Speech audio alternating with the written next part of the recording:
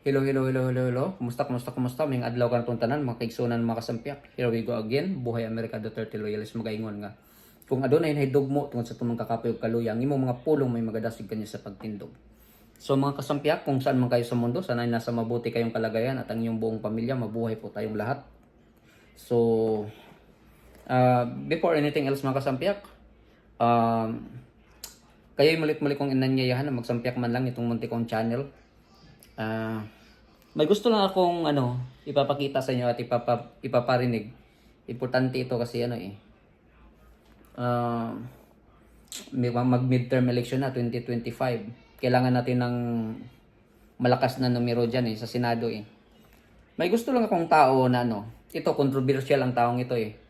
Malaging nagdadrag nito sa yung pangalan niya, siya controversial na showbiz laging may maraming mga nagtutuligsan, nagsasabi na masamang tao, pero sa tingin ko yung puso niya at hangarin niya, yung mga pagtulong niya, nakikita naman natin noon ngang pandemic, panahon ni Tatay Digong, di ba?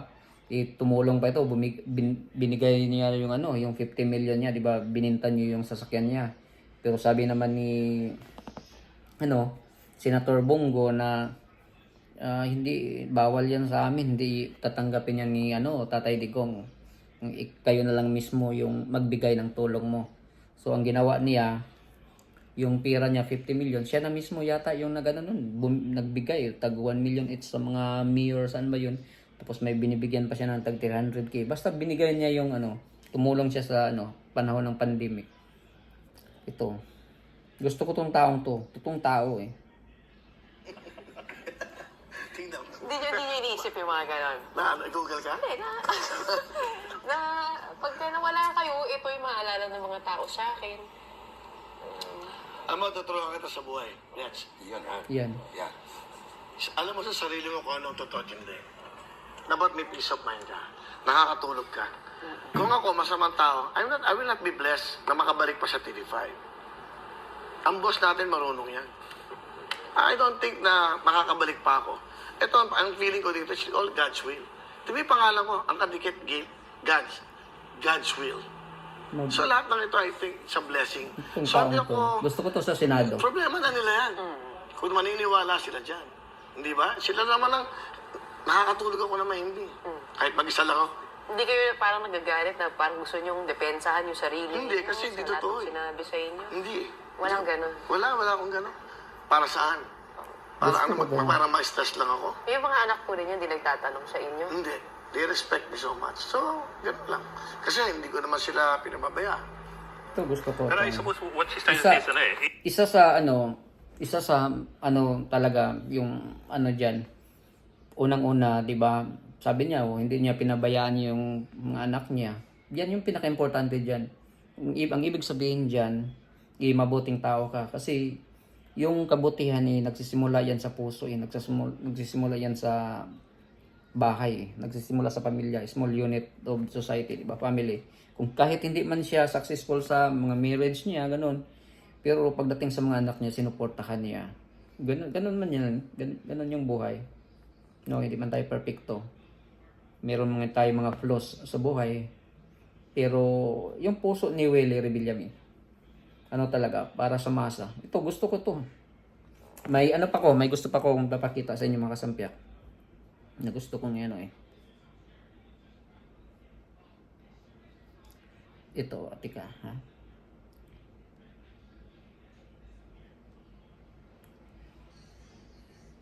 Tika muna mga kasampiak.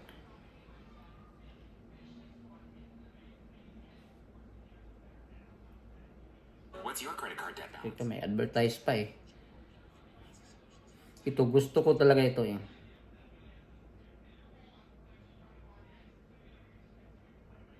Ito. Isa lang po ang mamumuno, isa po ang desisyon. Yan po si Dr. Willie Ong Naging proud at saka si Bongo. part ng kanya. Si Bongo, re-electionist. Ito, gusto natin to sa Senado. At saka si Dr. Willie Ong. Kasi si Dr. Willie Ong, pwede siya doon sa Department of Health. Pwede siya doon. Administration, kasi naging senador na po ako noong 2018. 19 pala, I mean. First 3 years ng kanya administration. Proud po ako. Di ba, alam naman natin yung author ng, yung, di ba yung tulong ni, yung kay Bungo, di ba, tinigil na yun. Di ba, yung, niya, Malasakit Center? Di ba, dati, nilapit na nga yan sa tao kasi doon na yan nilagay sa mga, hospital para pag may problema yung mga gustong matulungan ng gobyerno, hindi na sila yung madilid pa na pupunta pa sila doon kung saang ehensya para maghingi ng tulong. Doon na nilagay yung yung Malasakit Center niya doon na sa hospital kasi may mga kaibigan nga kung diyan dati nagkasakit yung ganun, nanghihingi ng tulong, doon na lang sila direkta. Meron ng opisina doon na pero di ba sa panahon ngayon parang tinanggal yata yung Malasakit Center eh. Mahirap na eh. Kung kaya gusto ko tong taong to na mabalik ma-re-election, ma-re-elect ulit si Senador Bungo, tapos ito si Dr. Willie Ong, sana man lang tatakbo ng pagka-senador para malaking tulong ito pag doon to ilalagay sa sa Department of Health. Na maging part of it, na naging very successful naman po. Halos lahat ng kanyang pinangako ay kanyang tinutupad po. Bill programs, kita niyo naman po ngayon, kahit paano lumuluwang yung traffic, may mga skyway na po tayo at sa lalawak po ng highway sa mga probinsya. Talagang tinupad niya ang kanyang pangako, especially sa peace and order. Kasi pag wala pong peace and order, magulo po. Pag susunod na yan, pag may peace and order, it follows na po.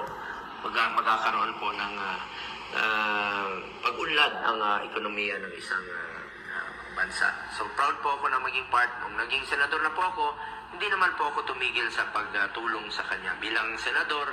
At dahil yan naman po ang pinangako ko sa kanya, in my own personal capacity, ay umaalalay pa rin po ako sa kanya from 2019 to 2022 hanggang sa huling araw po ng kanyang termino. Sumama po ako, umuwi kami ng Davao, sumakay kami ng commercial plane. Pagdating ng Davao, winelcome po siya doon sa Davao. At ako po ay nagpapasalamat rin po kay dating Pangulo Duterte sa kanyang totoong pagsiservisyo sa ating mga kababayan po. At salamat sa inyong tiwala rin po. Ako naman, bilang inyong senador ngayon, parati kong tinatandaan yung paalala niya sa akin noon. Hindi po siya nakikialam sa trabaho, sa totoo lang. Hanggang ngayon, bilang senador, hindi yan tumatawag na itong gawin mo, itong desisyon na gagawin mo. Hindi po. Hinahayaan niya po kami ni Senator Bato sa aming magiging desisyon. At ang tinatandaan ko lang parati, sinasabi niya, just do what is right for the country. Just do what is right for the Filipino people. Gawin mo lang yung tama, hindi ka magkakamali. Ako, inuuna ko talaga yung mga mahirap. Lahat po ito, utang na loob ko po ito kay dating Pangulong Duterte. Wala po ako dito, kundi po dahil sa kanya at sa kanyang wisdom. Ganda, no? Akala ko nga, nung panahon ni Tatay Digong, tuloy-tuloy na yung pagbabago. Nabudol nga tayo sa administrasyon ngayon. Tapos, doon pa si Escudero, doon sa talumpati niya, todo himod po kay Bongbong Marcos, nga nasa, nasa progreso daw tayo, nasa tamang daan daw yung tinatahak ni Bongbong Marcos. Paano yan? Paano naging nasa tamang daan tayo? Parang barko tayo na walang timon walang radar kung saan patungo Parang may nagdidikta siya sa kanya hindi siya yung parang dalawa yung nagdidikta siya, parang hindi siya yung presidente. Baka tama yung mga sinasabi nila na yung nagdidikta, yung asawa niya at si Tambi. So wala talaga. Puro mga bangag yung nakapaligid. So mga kasampiak, this incoming midterm election sa 2025 pero maganda sana si Willie Rebillame, kaso parang naka-sign na siya ng contract sa GMA ba yan o TV5 ba yan, sa nunsyo niya, yung pagtulong ng mga tao. So di tayo sure diyan. Pero maganda sana pag siya yung kailangan. Tapos re-electionist si Bongo. Tapos isa pang Willie, si Willie Ong. Kasi malaking tulong ito sa Department of Health. Kasi